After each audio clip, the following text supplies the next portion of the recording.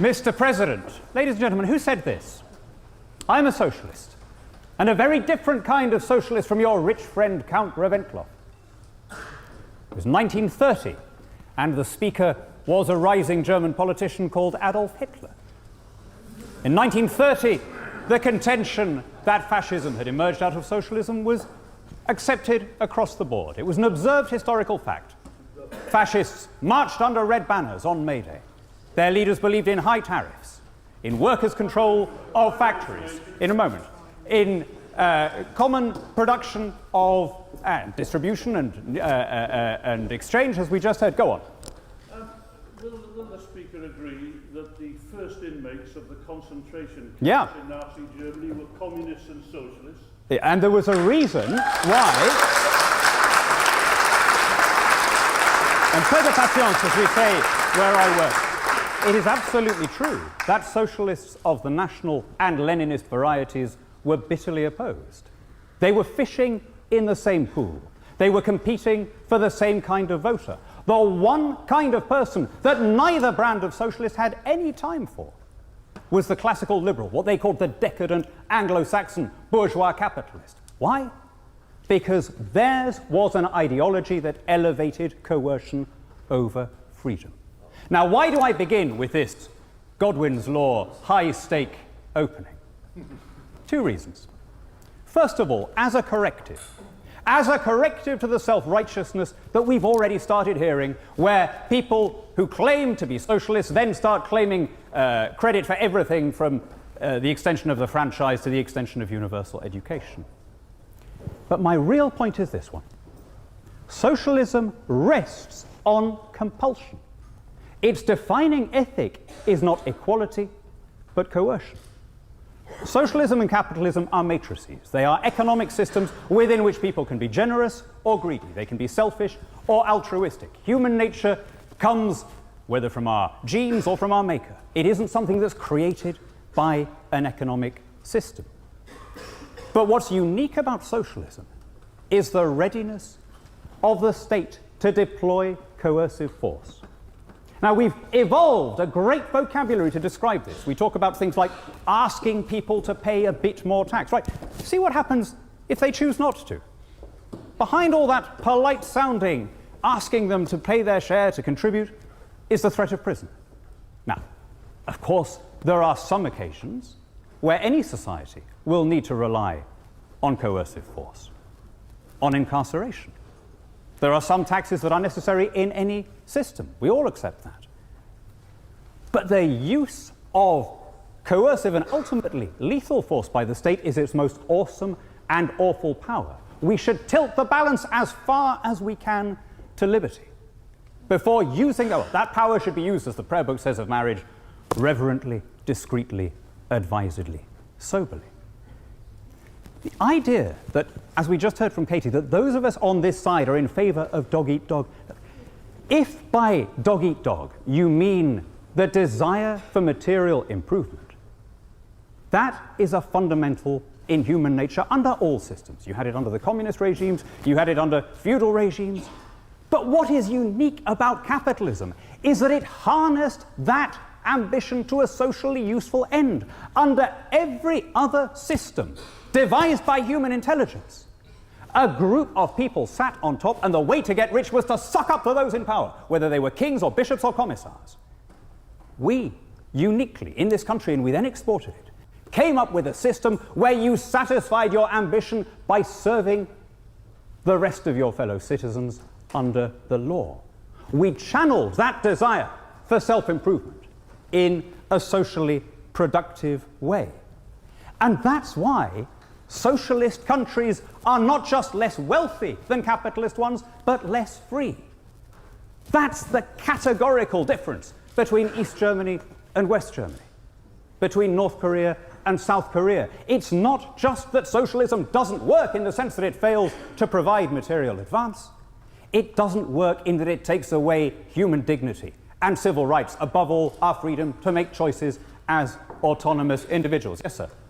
How is it freedom to not have your daily bread, to not be able to go to a reasonable school, to not have any opportunities to develop yourself, as a young person or even as an adult who Well, wants to work but who has not been given the... Sure. I mean, let's leave aside whether you mean positive or negative freedom. If you want those opportunities, if you want decent schools, if you want a rise in living standards, would you go to North Korea or South Korea? Would you look at socialism to provide it, or would you look at the free market?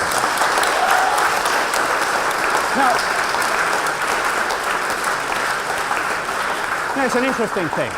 Karl Marx, who of course invented the thing, let's not gloss over that fact. Karl Marx thought that as time went by, it would become more liberal, that he could take the constraints off, that people wouldn't need to be told what to do.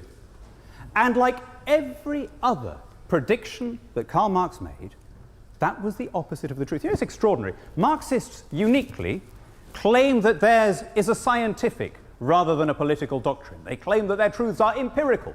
They're not just opinions. And yet every single forecast that Marx made, that there would be more and more unemployment under capitalism, that there'd be a smaller group of oligarchs and a larger group of proletarians, every single one of them turned out to be the opposite of the truth. I want to tackle one other thing.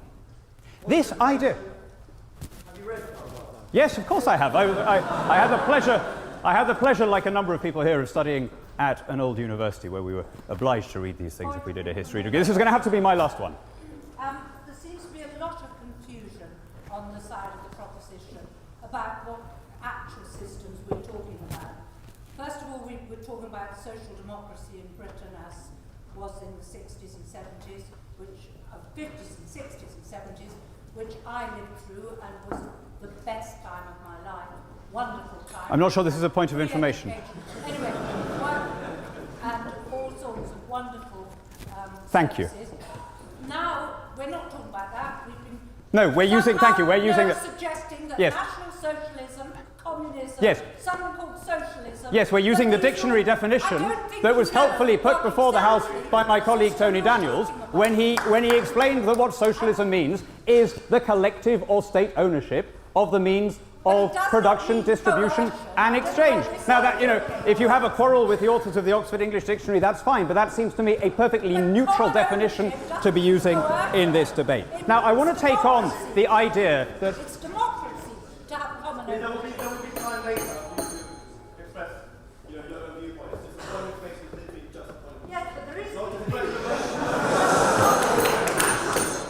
They're very confused. Thank you. I want to tackle this idea because it runs through the debate that somehow on this side we are more materialistic, greedier, less humane, that we have less by way of fellow feeling and sympathy than those on the other side.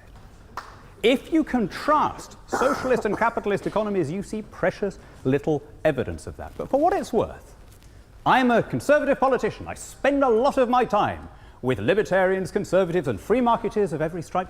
I can tell you, hand on heart, I have never met anyone who derives more pleasure from a healthy bank balance than from listening to Beethoven, or playing with his children, or going for a walk in the country.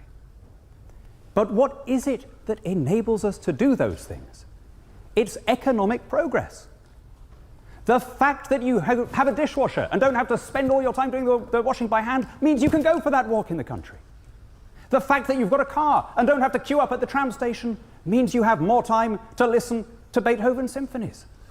The fact that you don't have to spend 6 weeks working just to feed your children means you can spend the weekend playing with them. And where did those economic advances come from? From the system that unlocked the inventiveness of a creative people, that tapped into the unlimited potential of human innovation, and that raised our species to a standard of living that a couple of generations ago would have been unimaginable. Now that has happened for about 1 billion people in the world, those of us who can afford the car, those of us who can afford the dishwashers. There are 6 billion people, I'm sorry, I haven't got any more time. There are 6 billion people who cannot afford the cars and the dishwashers. But they will.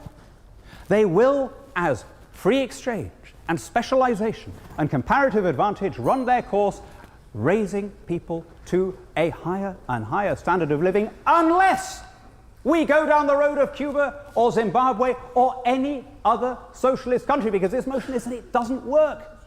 Don't make the mistake of judging socialism as a textbook theory, but judging capitalism by its necessarily imperfect outcomes.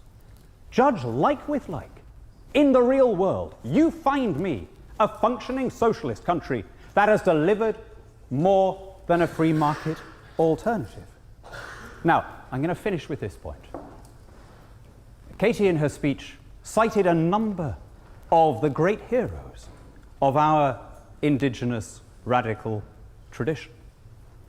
And among them are some of the greatest heroes who have lived or argued in any language. She cited the Levellers, 3 of whom fell in Burford Church in an act of cold-blooded execution which disturbed even the morbid sensibilities of mid-17th century England.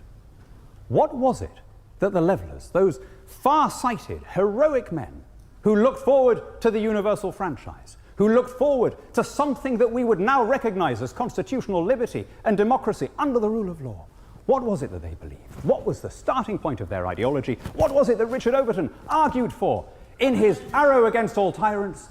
Self-ownership. He began by saying, I own my mind, I own my body, and if I am free to trade the products of my own labor, then, without the intervention of prelates or princes, then I will be fulfilled and happy. These were proto-libertarians.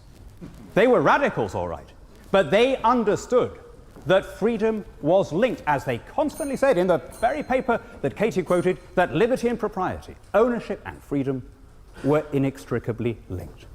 Let me close with some words of their great contemporary, another libertarian hero, John Milton.